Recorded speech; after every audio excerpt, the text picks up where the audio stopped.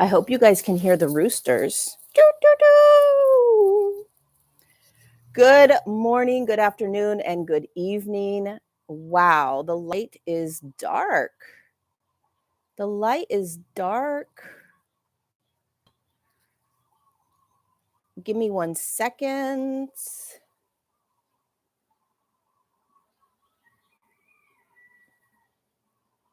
I just want to make sure. I don't know. How can you guys hear me? I think this is not the most profesh. How's the sound? How is the sound? Does it sound good?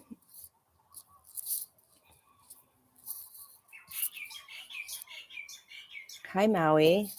Man, the color is really bad, but that's okay. We're just going to deal with we're just going to deal with it. You know what I mean? Oh my God, my coffee is so warm. I am in love. I'm in love.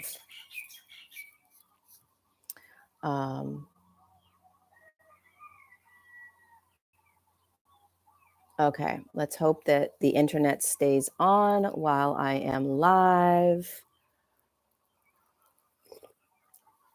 Good morning and happy Tuesday, January 10th, another episode of Untangled. We are on episode 34, I believe. And I started this YouTube series so that we could start talking about creating or making the uncomfortable very comfortable.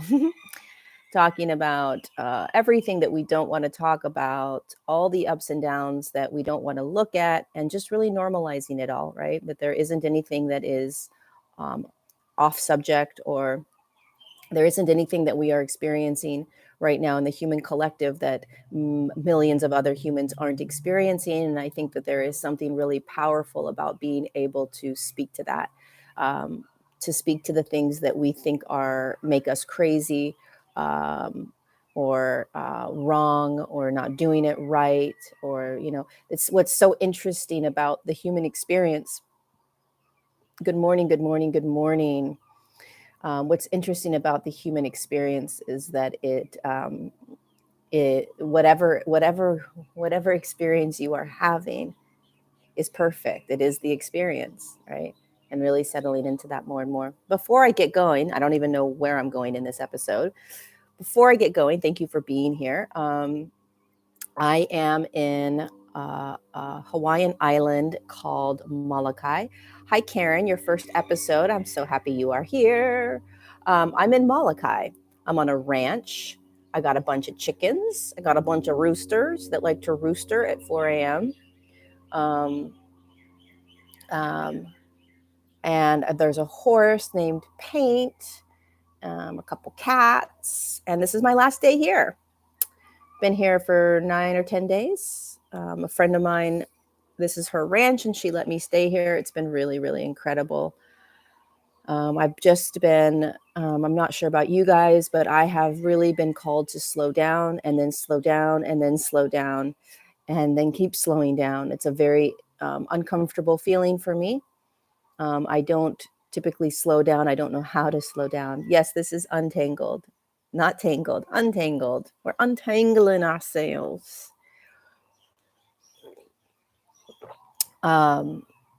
So it's been really nice for me to be able to slow down. So that's why you hear the sounds that you hear. I would walk around and show you guys what it looks like, but the internet will cut out. You should see that horse is staring at me right now. Hello, hello, hello. Okay, let's begin. Let's begin. So I woke up this morning at, per usual, 4 a.m. when the roosters decide it's time to wake up. And I went back to bed, and I woke up again around 5:30. And I was like, oof, really don't want to do Untangled. Nothing to talk about. I just didn't really want to show up. And I thought, what's the worst case scenario? I just hang out and talk to you guys, right? And there's this energy in the new year that is, let me know if you're feeling this as well. There is an energy right now that is, it's this gentle reflection, a gentle reflection back in. You know, I feel like we've been unwilling, or I shouldn't say unwilling. It feels as if we have been forced to go in, forced to look inward, forced to deal with friendships, relationships, partnerships, jobs, forced to, in a way, right? And I feel like the last couple of days, or this year in general, the 23, there's been this like gentle softening deeper into myself. Like, why don't you take a look at this, Lori? Just like real quiet, right? Like, how about you take a look at this? So how about you take a look at this too? It's almost like more of an invitation, an invitation instead of a force. That's what it feels like. So the invitation this morning was just like, oh, look at how you don't want to show up, right?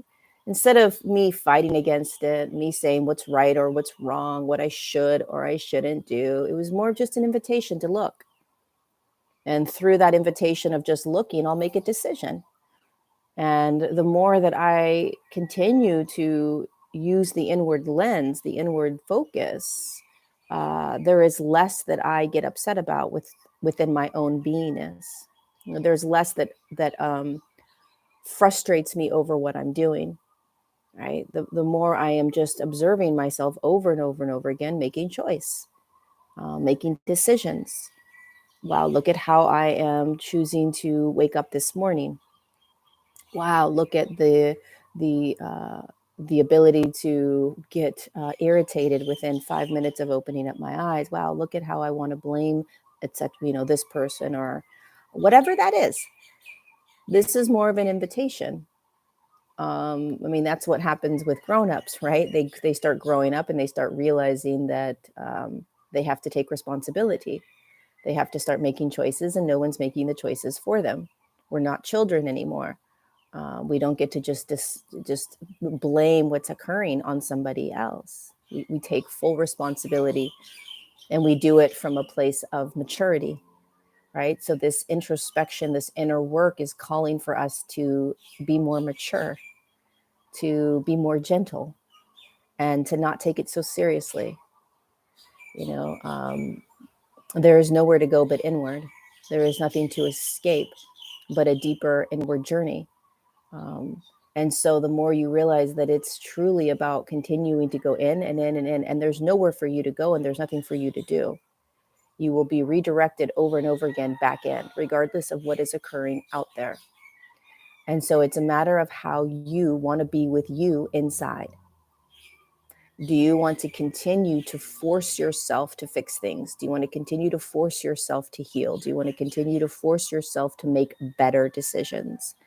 Do you want to continue to force yourself to feel good? Or do you want to simply take your own hand and gently walk yourself back into you and just observe, be aware, feel, experience, be in awe, right? I woke up this morning, I didn't want to do Untangled.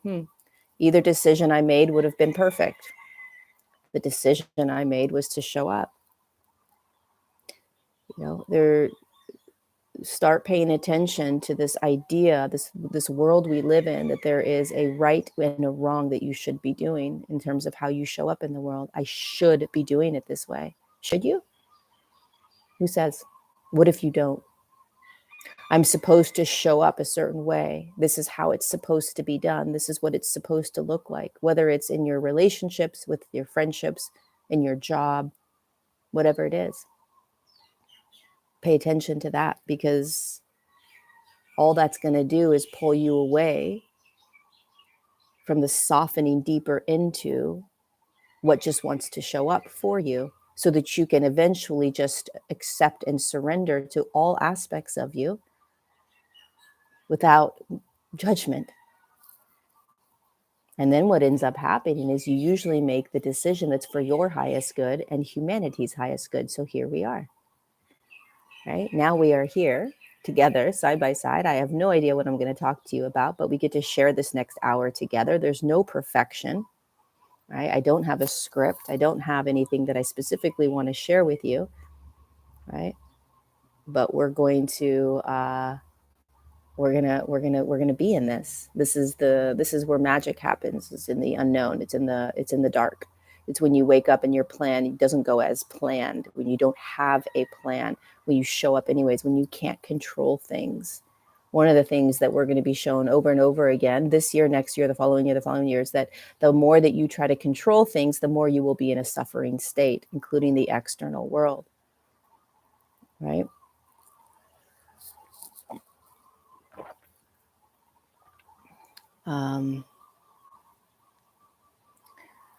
The roosters are incredible.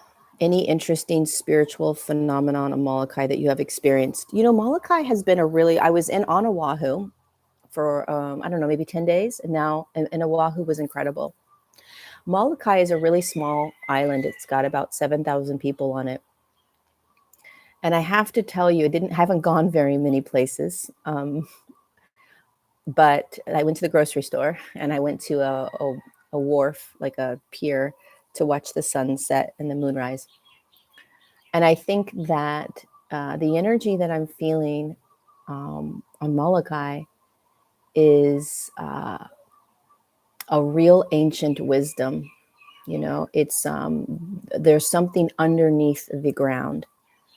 It's almost like there are messages, there are codes, keys. There's something underneath the ground in Molokai. Molokai is a place where a lot of the Hawaiian spiritual teachers would come to practice and to become masters. It's the words I would use. They wouldn't maybe use them. So it holds a really powerful energy, ancient knowledge, wisdom. It feels both light and dark. It feels dead and also alive. It feels very, very grounding, very grounding. It feels like another world, like a portal that you enter into. When I was flying into Molokai, I got the huge hit that I would be writing my second book here, and that I would be getting the outline of my second book. When I got to the ranch, and I pulled into the ranch with my friend, and it was just like overwhelmed, like in terms of the power. It's like it. I don't know what Molokai means. It's a good question. Somebody does. Maybe Pat knows what Molokai means, but it pulls you in, it pulls you down.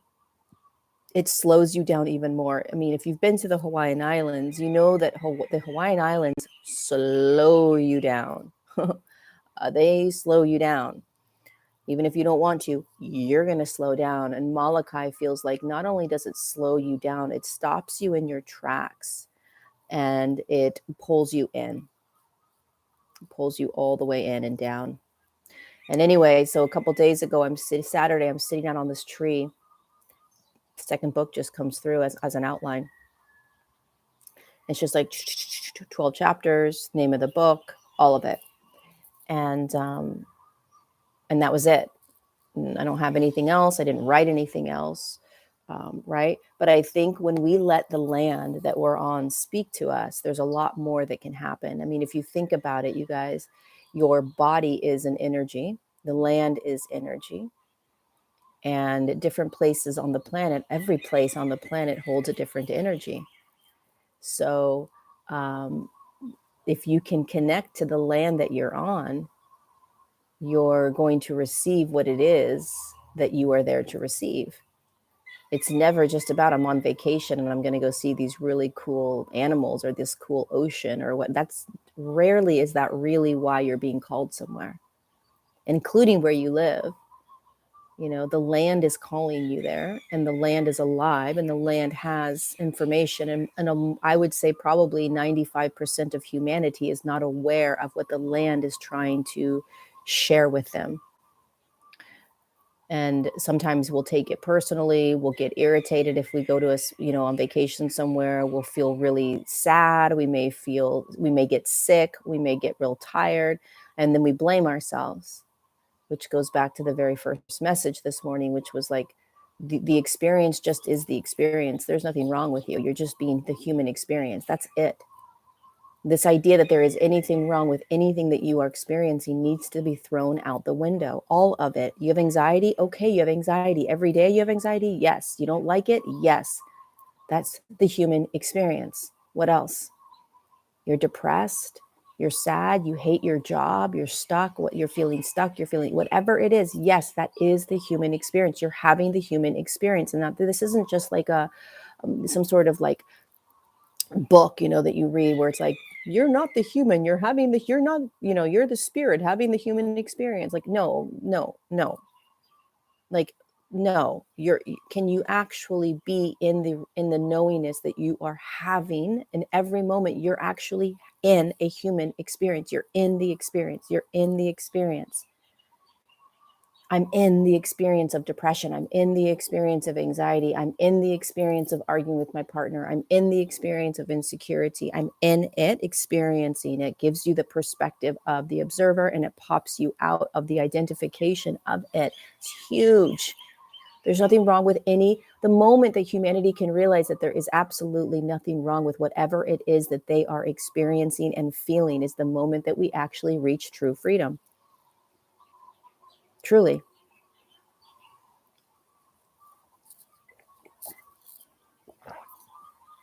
Molochai's general meaning is gathering of ocean waters.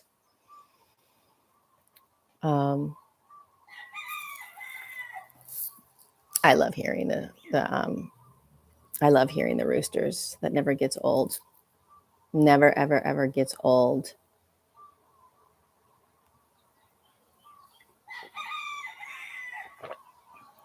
Can you guys hear the rooster? No more judgment. Molokai was known as Maku of Haina, the island of Haina. Hawaii Island is still called by many Maku in honor of the great chief.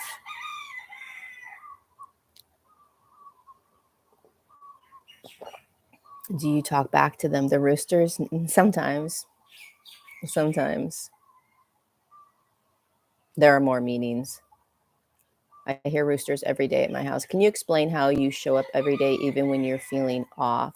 I'm finding it easier, but still struggle a bit with it.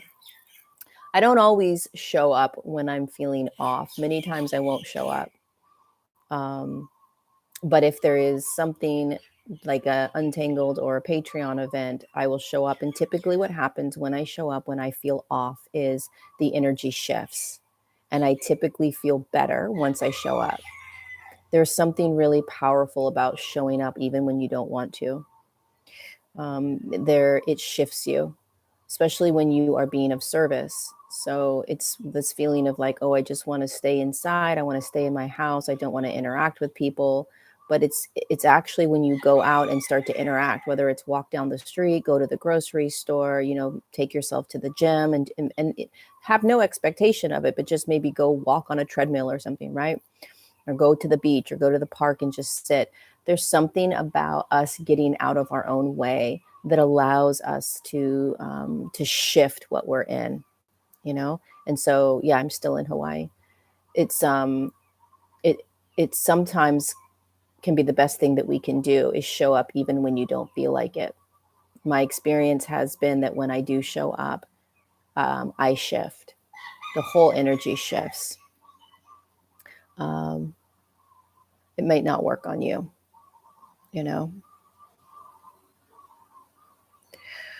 If you're being abusive to other people, then you are, what's happening is that there's a lot of deep internal work that's being asked of you. Anytime that you project onto somebody, especially in some sort of abusive way, then there is something going on inside of you that needs to be looked at, something that you are ignoring or denying, right? And so the wanting to take it out on other people is the abusive behavior.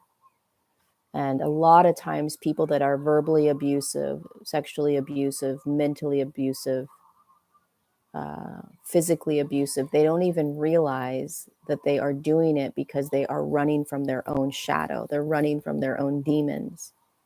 They're running from the darkness within themselves that they don't want to sit in. And so they take it out on others. So what the first thing that I would do if you do this, if you are abusive to people in some way, if you get really angry at people, if you're trying to belittle or any of that, I would, when you do it, be aware that you're doing it. What's the first step? Be aware that you are abusing somebody. Be aware that you are being mean. Be aware that you are criticizing or critiquing, right? That's first and foremost. Observe it. Recognize and observe it. And then ask yourself, if I didn't do this, how would I feel? If you starve the abusive behavior, the abusive behavior that you want to project onto somebody else is going to amplify within you, which means that that anger, that frustration is going to get louder and louder in you. And if you don't, if it doesn't have anywhere to go, it's going to show you what you can't stand about yourself. And then when you feel what you can't stand about yourself, you're going to want to scream and get out of your body. You're not going to want to be in your body. You're going to want to escape, and you want to stay in that, right? You want to stay in the most uncomfortable feelings. The moment we starve any sort of projective behavior onto others is the moment we go into some deep, deep internal work, right? Because it all starts from here. If you were happy with yourself, if you were accepting of yourself, if you were capable of looking at all the trauma that happened to you when you were younger, if you're capable of feeling everything that arises, you would never project out onto other people abuses, belittling, name calling, any sort of, why are you doing this? You need to change this. You need to change that. You should be doing it this way. I spoke about this yesterday on Instagram Live. This whole shoulding with people, that this whole idea that we have to change people. It's a state of awareness and a state of consciousness that stems from unconsciousness, the inability to stand in our own shit, the inability to be in the darkest aspects of ourselves. And so what we do is, if unconsciously an aspect of us pops up, right, unworthiness or fear of being loved, or lack, fear of not having money, okay, there's a stress around not having enough money. If you can't just sit with that stress, meaning I am having stress, right? I can feel stress moving through my body. I can feel stress moving through my body. It doesn't feel good. I'm afraid I'm not going to make money. If you can't just sit and observe that, then that frustration and irritability is going to be taken out on someone else. Why? Because it has to be expressed. Okay, it wants to be expressed. It's a way of relieving what you're feeling. You relieve it when you get mad at someone. You relieve it when you yell at someone. You relieve it when you belittle somebody. That's why it sort of feels good when you are, you write a comment on an Instagram post. There's a part of you that's like, I got to do it. I got to do it. I got to do it. I got to do it. You're so angry, right? Then you do it, and there's a relief in that moment. But if you're connected to what you just did, you feel like shit. Like, why did I do that? Right? Even if you yell at somebody, or if you belittle someone, or name call them, or emotionally abuse them, many of us are going to feel bad afterwards. Why did I do that? But there's a releasing, a relief. That is because there is internal trauma.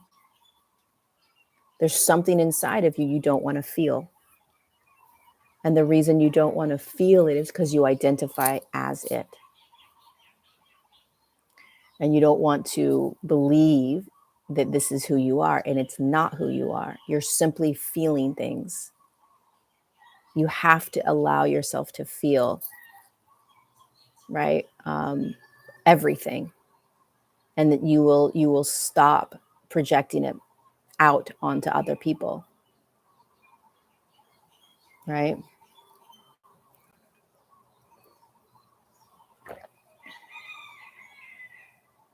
What about narcissists who will tell you themselves that they enjoy torturing and tormenting people and feel better when they do it? That's who they are. That's who they want to be right then. It's not our job to change people. That's a narcissist. That's what he or she's gonna do. Okay. We get so our feathers get ruffled because it's like, well, what if it's a narcissist, and what if this narcissist is in my life and he's doing this or she's doing this? Okay. Can you see that it's a narcissist? And can you see how it can be captivating, and how you can feel insecure, and how they can make you feel like you can't make your own decisions and you can't choose and you're the wrong one? Be the observer, and then observe again, and then observe again.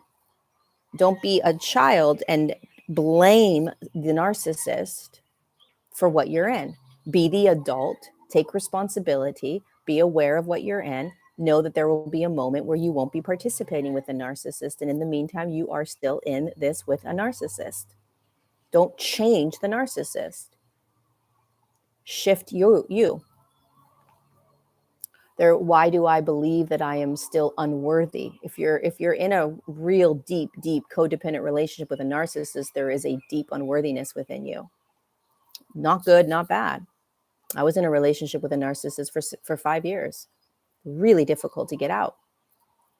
But it really allowed me to see how unworthy I am, how unworthy I felt that I was, what I thought I deserved, right?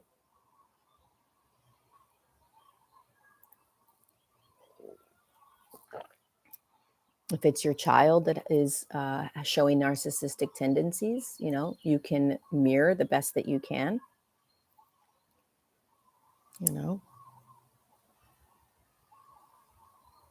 When someone says they are here to trigger people, what does that mean? It's a good question. I mean, essentially, you don't want to show up with the intention of triggering people. You want to just show up being you. And if being you triggers people, it's because there's a reflection of you in them that they don't want to see yet, or they haven't seen, or they don't believe that they are.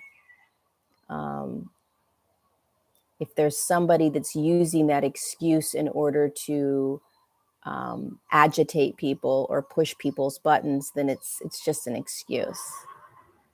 I mean, essentially, when you start to hold yourself, or your body starts to hold itself in these higher states of consciousness, that idea of I'm here to trigger people doesn't make sense. One, you wouldn't have a desire to trigger people.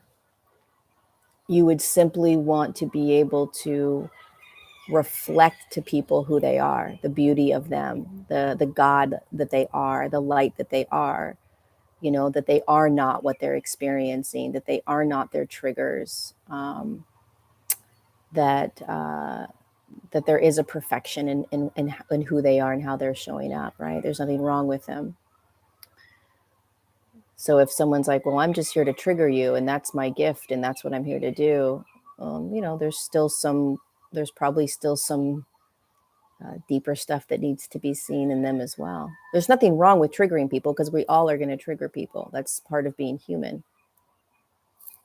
I could go and I could say something right now and it's going to trigger you. I'm not trying to trigger you. That would be ridiculous, right? And a lot of people that get that defend how they show up will say, I'm here to trigger you. I would be wary of it. I'd be cautious of that.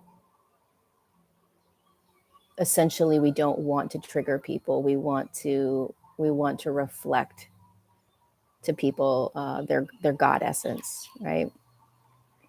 their perfection in just being human. So it just kind of depends on how you're choosing to experience that.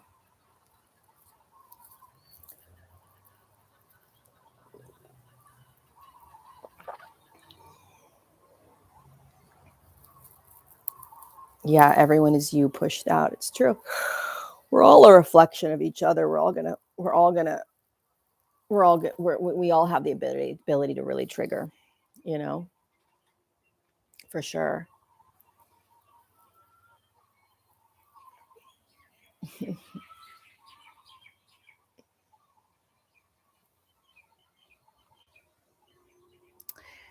When you transition back to source, is it a choice? Source energy, is it a choice to reincarnate back into the 3D?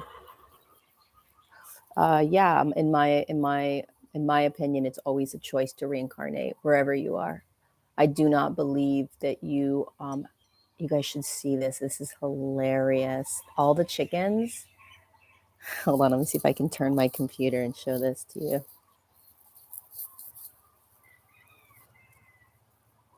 Look at all the chickens. Did you guys see that? All the chickens running after the food. Oh my God. That is absolute adorable. Oh my God.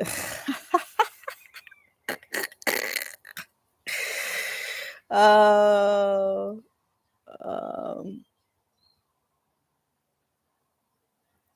I forgot what I was saying. I haven't swam with the dolphins. Oh my God. Feeding them is next level. They're so fun. They're so fun. Yeah. What was I saying, you guys? I forgot what I was saying. I forgot what I was saying. Oh my God, my feet are asleep. What do I do? Oh, reincarnation. Yeah. I don't believe that we're stuck and in some sort of karmic loop where you have to continue to play out lifetimes in order for you to learn the lessons. I don't believe that at all. I actually don't believe that there are lessons to learn. I believe that we are here to experience a human experience, and it's about remembering.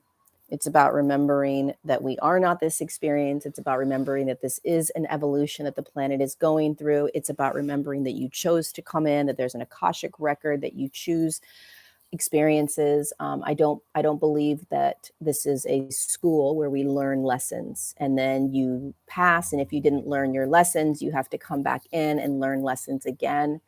To me, that feels very much of a controlled state. And I don't believe that when we step out of the body and we are in spirit again, that there is any control. There is no should, there is no you need to, there is no you have tos. That's a very third dimensional duality and polarity view. That this idea that you didn't learn your lesson, so you need to go back down and finish the lessons. Also, the idea that there are lessons to be learned is very third dimensional. This is simply an energetic experience. That's it.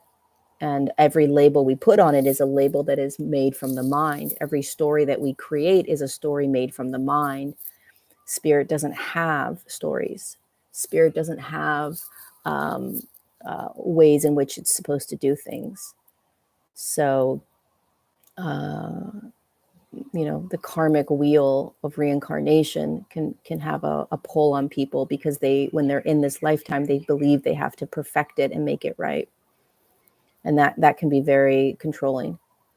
Like, oh my God, I better make sure that I've learned my lessons, or I better make sure I don't want to do this again. I don't want to go through this lifetime again, as if you don't have a choice, as if you don't have free will when you're a spirit, when you're energy, when you're consciousness. It's like, did you forget what consciousness is? Consciousness, first of all, is everything. And consciousness has free will at any point, even right here, right now in the human body. You have free will, even though you live in a very controlled state, a matrix that controls you. You still have free will. I mean, one of the things that we're learning on this planet through this evolution is that no matter what is occurring outside of you, you are free.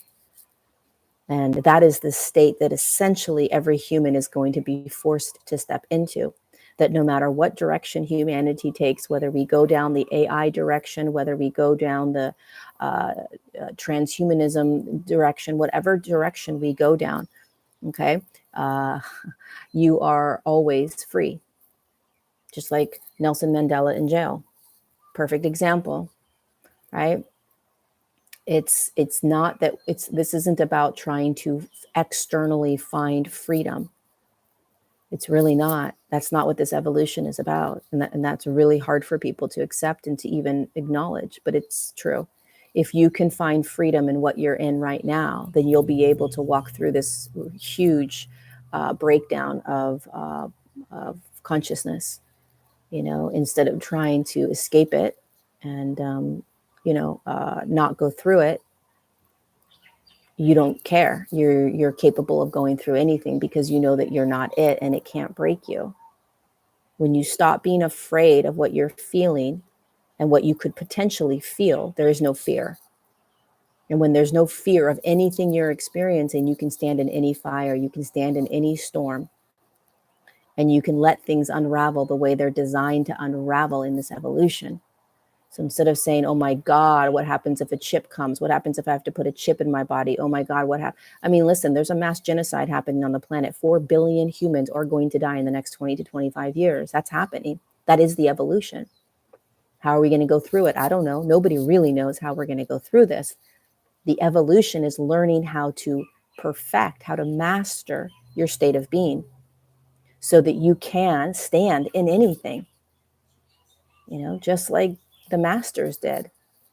They didn't run from anything. There's this, even on Molokai, there's this amazing story of the king of Maui coming over and destroying a lot of the Molokai people.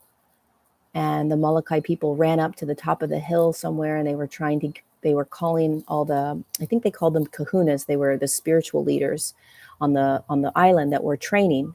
They were training to become masters, right? And they called them like, oh my God, the king is coming over and he's killing all these people. And the kahunas, the spiritual leaders that were practicing, to become these masters, went down to the ocean, and they got in this big circle. And they didn't fight the king when the king came back over. They held prayer. They stood in a circle, and they held the prayer of peace. They held the prayer of, they weren't afraid. They were gonna look death in the eye, and they didn't look death in the eye fighting death, meaning going against death with their swords and right. They used their power of beingness, and the king stepped away. The king went back. So I'm not saying that's what's going to happen, okay? But what I'm saying is that your state of being is what you are being trained to practice. What do you hate right now about your life? What do you want to change? Right? I say this all the time. I talk about this so much that it's redundant, and people are like, you're just saying the same things over and over and over again. Yeah, because humanity isn't getting it. Humanity still thinks that we need to get caught up in all of these external stories of what's going to happen and what we need to prepare for. And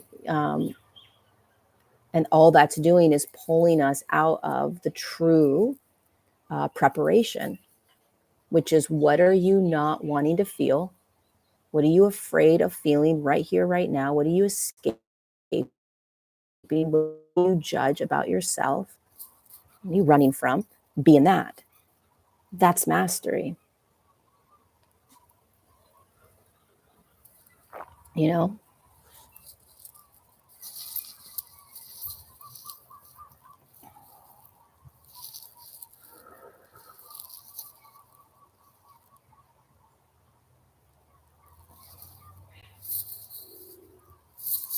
How do you get to remember things uniquely? I feel everyone has something unique to remember as well as the same. I've been seeing signs to remember and in asking what. Just keep asking to be shown. We all have unique expressions of knowledge. We all have something unique to share. We all have deep knowingnesses, all of us. We all have deep knowingnesses. And they're in you, Wes. They're in your body, they're in your cells, they're in your DNA.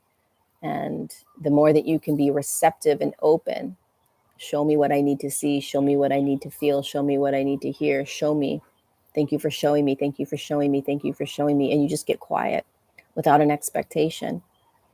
You slow down, right? Then you start dropping into, it's an energy. You just, words can't describe it. You just slowly start to drop deeper and deeper into the beingness of you. And there's a softening, a settling in, but you have to allow yourself to quiet in the noise. Does that make sense? You have to learn how to be quiet in the noise. You have to learn how to settle down in the hustle, right? So it's not about escaping the hustle and bustle of your life, or trying to shut off all the noise. It's about getting more quiet with yourself in the noise,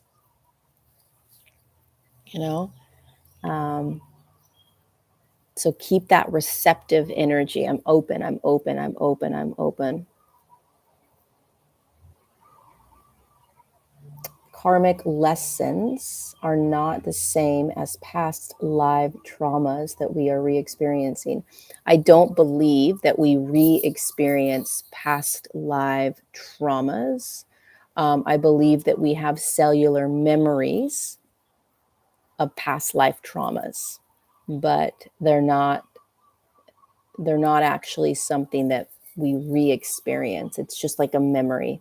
It's like if you had gone to Florida when you were 6 years old and you have this memory of being in Florida, right? And then you go back as an adult. It's a completely different experience, but you have this memory of like, I remember, I think I was here when I was 6 and these are the things that happened, right? You just have these memories. Lifetimes are the same, except that they're completely separate physical bodies, completely separate DNA, completely separate traumas. The only way that a trauma can be experienced, or can be held, I should say, in the body, the only way a trauma can be held in the body, in your physical body, is if you experienced it in that body. I mean, that's simply physics. It's just simply energy. Whatever is stored in your body right now as trauma was experienced by that physical body that you're in. Everything else is a memory. And if it's a memory, if it's a cellular memory that your soul has, it doesn't need to be healed. It's just a memory. It just needs to be acknowledged. Does that memory have impact, right? Thank you so much, Tracy, for the super chat. Does that memory have an impact on you now? Maybe, because maybe you're believing that that memory is true or that memory is real. But the only healing, if you even want to consider yourself healing, which I'm starting to step away from more and more, is it's a trap. Healing is a trap, in my opinion, but let's just use it for the sake of the conversation. If you think you need to heal your past lives because you have trauma from them, in my opinion, just my opinion, there is a confusion between trauma and memory, cellular memory. And simply, the human just simply needs to awaken out of the belief that there is trauma in their body they need to heal from a past life, as opposed to just a memory of that past life that is still impacting them today, because they believe that somehow it's still a part of. It's like you walk into a library, and there's all these books, and each book is written by you. But each book is separate. Each book has its own story, its own characters, its own trauma. But if you read a book, guess what? You're going to remember that book. You're going to hold memories of that book. But when you pick up another book, the characters of the old book don't go into that new book. You may remember, like, oh, I remember when the woman in that other book did this, this, this. But this character isn't doing that. That's lifetimes. Very separate. Very distinct, very unique.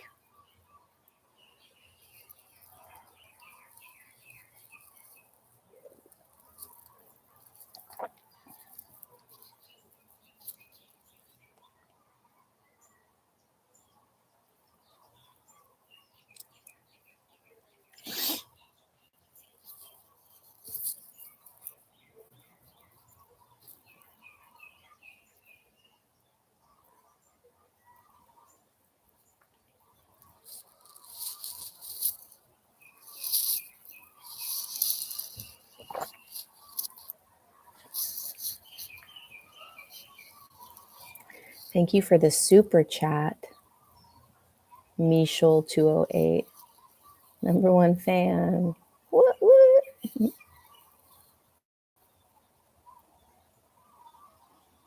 Hello. I'm just chilling this morning. Belief is self-confidence.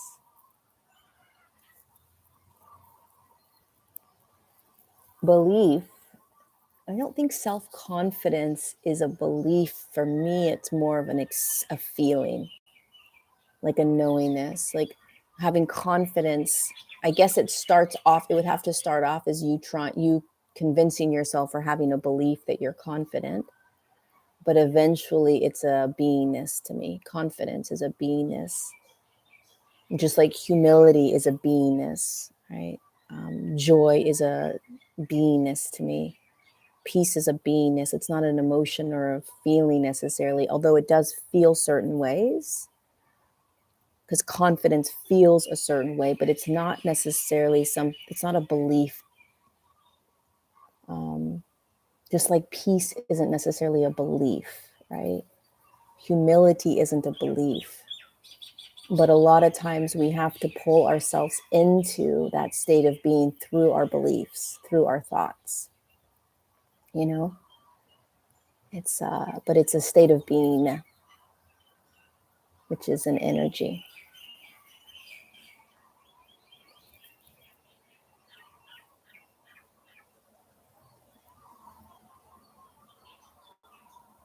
How do you be friends with someone your other friend doesn't like?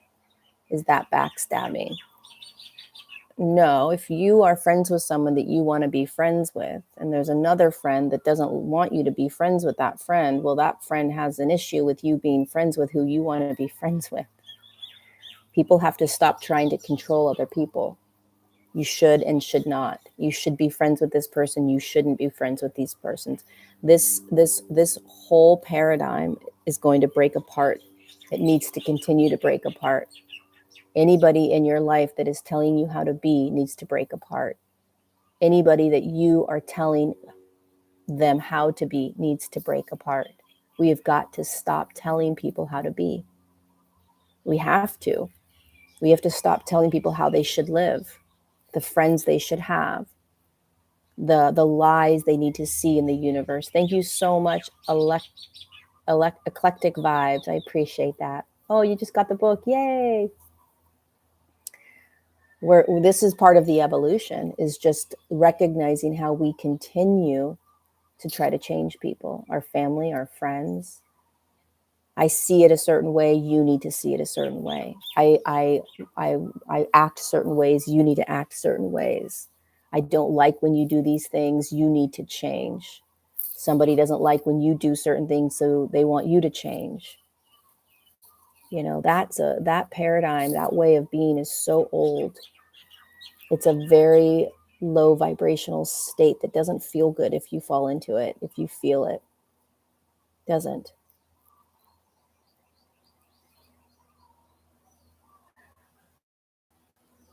You know? It's super crazy to think about how you're telling others how to be.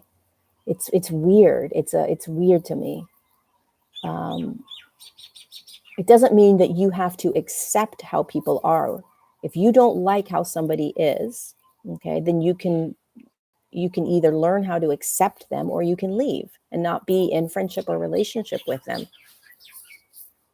You know, if you want to discuss what's bothering you, this is what's bothering me, and they're like, you know what, I completely agree, I'm going to work on that. Okay, it's a different energy than you need to be doing this, you should be doing this, I can't be with you unless you do this, unless you do that. It's very different energy. It's very different.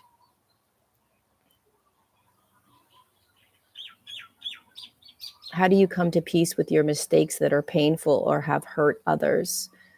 I want you to imagine that you're sitting at a table, and I would encourage you to bring that aspect of you that hurt somebody, the aspect of you that did something really unconscious, right? and let her sit at the table with you and give her the microphone and let her speak. Let her talk.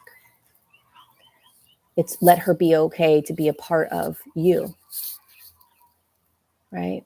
Because she did what she knew how to do at the time that she was doing it. She did the best that she could. She did the best she could. And let that be okay. The way that we forgive is we shine the light on that which we don't want to forgive, that we can't understand how to forgive, that we're embarrassed about, right? Or angry that we did, or disgusted by what we did. Give that aspect isn't going anywhere. Aspects of who you are don't just disappear. Just like the trauma that you've experienced in the past, it doesn't go anywhere. It doesn't just like dissolve and you no longer can tap into it and look at it and remember it. Every part of our story paints the picture. Every aspect of our story creates the book.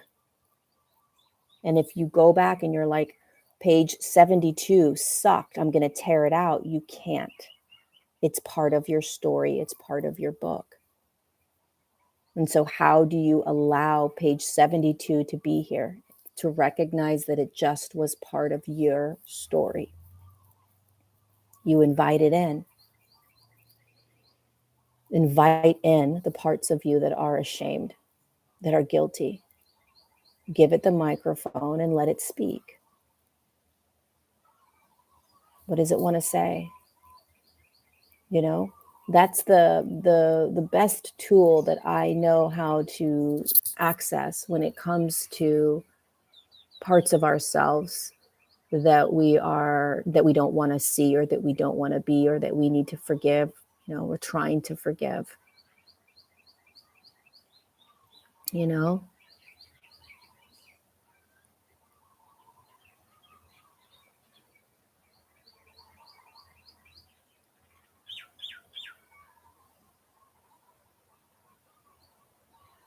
well, you can't really help somebody cry.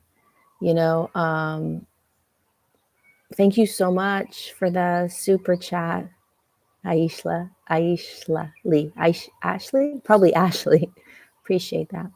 You can't really help somebody cry. You know, you can invite a conversation. I'm sure you've already done that. You know, you invite in the conversation, but the deeper lesson or the deeper practice is allowing them to be. You know,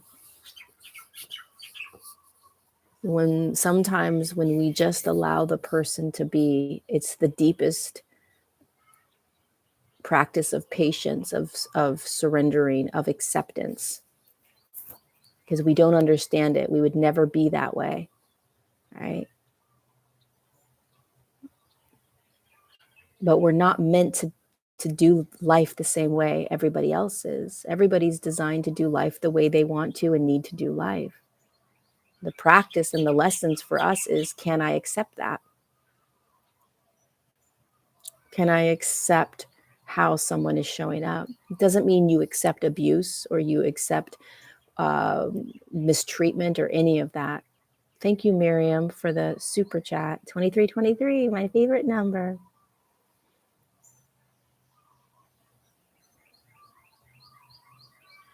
Would have been here sooner, but was resetting my computer. Hi, David.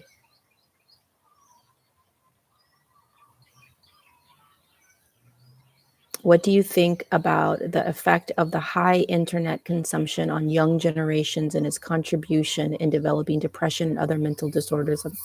I think that the internet, the computers, the apps like TikTok and Facebook and Instagram, I think that they are doing a lot of damage to the young. I mean, just look, I mean, I'm 47 and it messes with my mind. It creates insecurity when I go on the apps. You know, it creates judgments. I judge myself. I judge others. I compare myself. You know, people are, you have all these apps that like, all these filters so you don't look the way you actually look, and then you're watching everybody else live these beautiful lives, and then you compare yourself, and then you get even more depressed. I mean, I couldn't imagine growing up on these apps. If I'm 47 and I'm feeling these things, what must a 13-year-old be feeling, or a 14-year-old be feeling, right? So I can't imagine what it's doing to their mental beingness. Hopefully, there's parents that are helping them through it, but it's a blessing and a curse what we have, the way that we can connect so easily all over the world, the way we can get information so easily now. It's a blessing, and it's also a curse. So it's going to be interesting to watch the young navigate this process that we're in right now.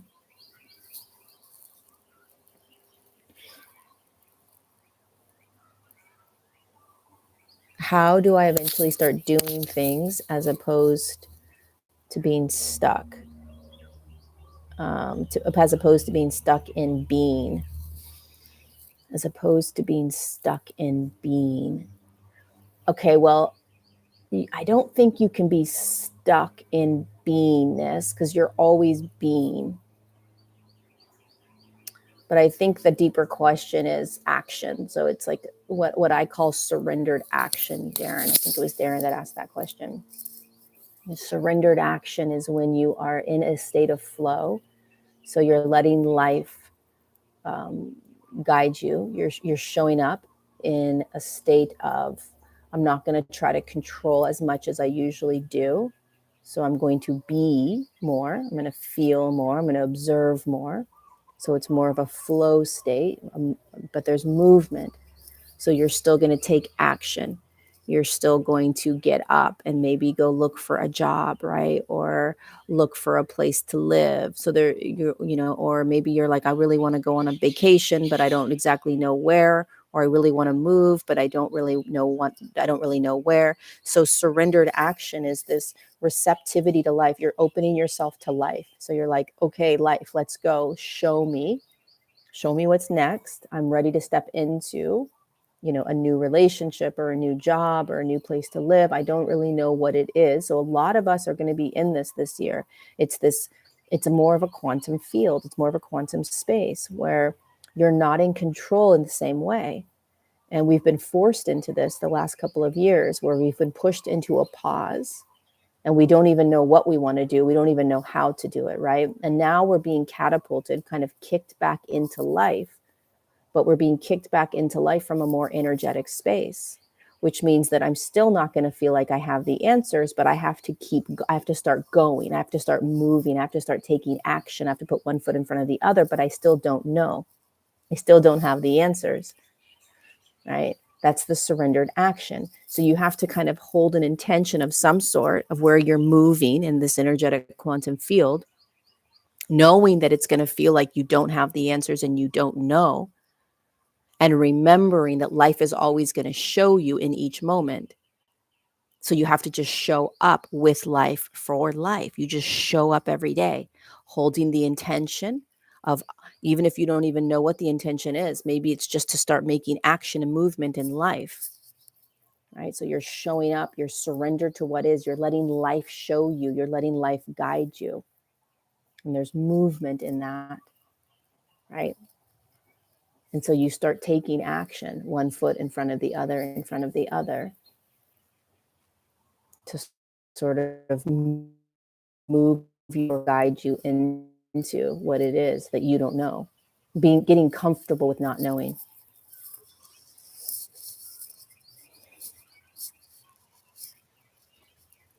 How do you trust yourself again when you've been in a toxic relationship that made you question your innate intuition? You're going to get into another relationship. And when you get into that next relationship, you're going to be more conscious. You're going to feel more. You're going to recognize the moment you get into another relationship, if you're being pulled out of yourself, you're going to notice it right away. and you won't stay.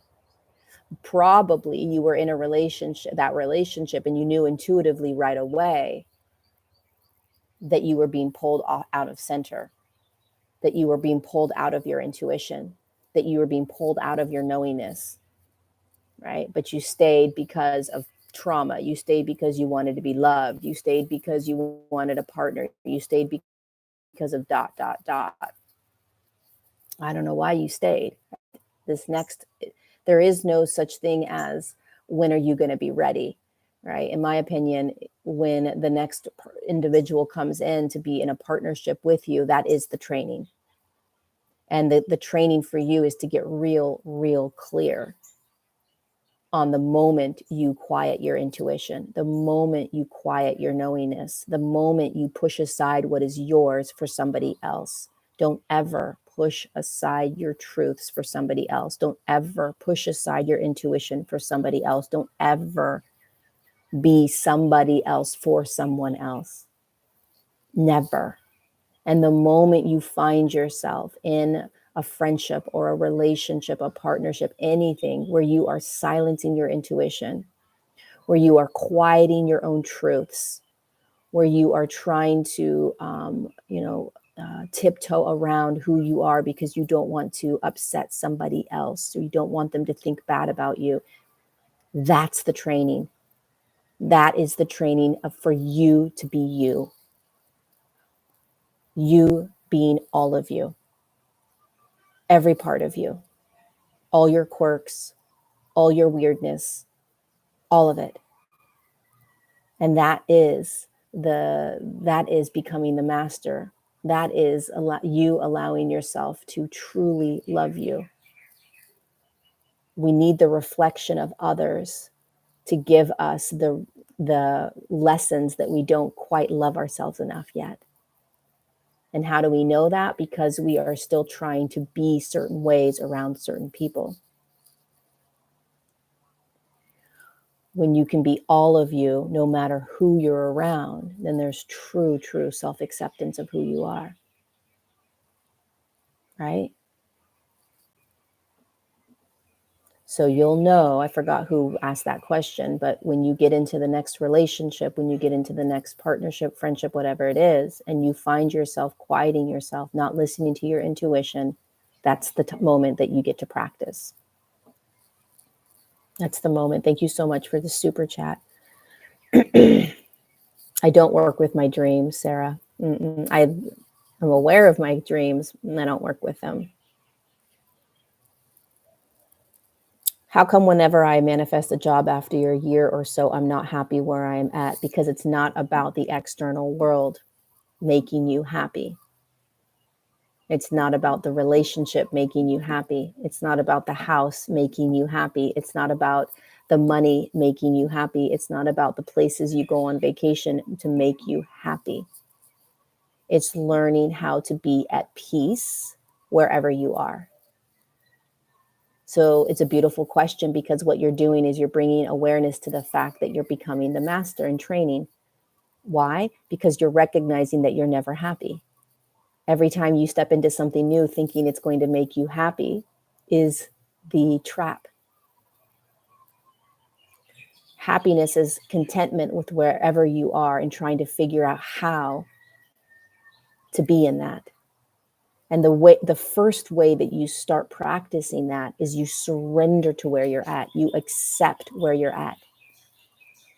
You accept that you're in a job that you don't like, and that it's not always about changing the job in order to be happy. It's about learning how to change your state of being, how you show up. Because what a lot of us will do is we'll continue to manifest and manifest and manifest all these things that we want in the world. And the trap around manifestation is that we are chasing, or we are running from, what we don't want to feel inside of us. So we create and manifest all these external things in order to feel happy, in order to feel loved, in order to feel seen, in order to feel great, in order to feel successful. And what happens if all these external things are stripped? Who are you? Who are you without all these things you're manifesting? Can you sit with just you? right? Can you sit and not try to change anything? I need to go and find a better job to be happy. I need to go find a better relationship to be more loved. I need to do this. I need to do that. Pay attention to that. Because what we are learning is that there's nowhere to run. There's nothing to do. There's nowhere to go. It's an internal world that you are being asked to step deeper and deeper into, not external. And the more that you can do that, the more free you become. The more it doesn't matter what kind of job you have, you're finding peace in all of it. It's not easy. And we have been programmed and taught to go and create and manifest what you want. And there is something to be said about that, right? But if you're constantly running and you're constantly chasing because you don't want to be in what you're in,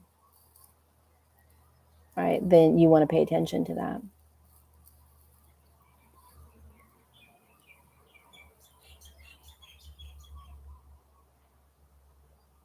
You know? Okay, you guys, we're at an hour. That went by so fast. It's been it's been an hour and 7 minutes. I'm gonna get going.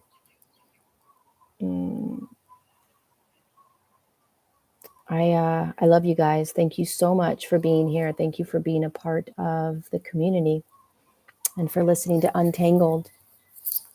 And if you haven't subscribed to my channel, subscribe, share this video with others, be gentle with yourself, be gentle with other people right now. I'll see you next Tuesday for episode 35, Untangled, 9 a.m. California time. In the meantime, go be the master that you're here to be. Go be the master. Let yourself feel everything. There's nothing wrong with you. There never has been. I love you.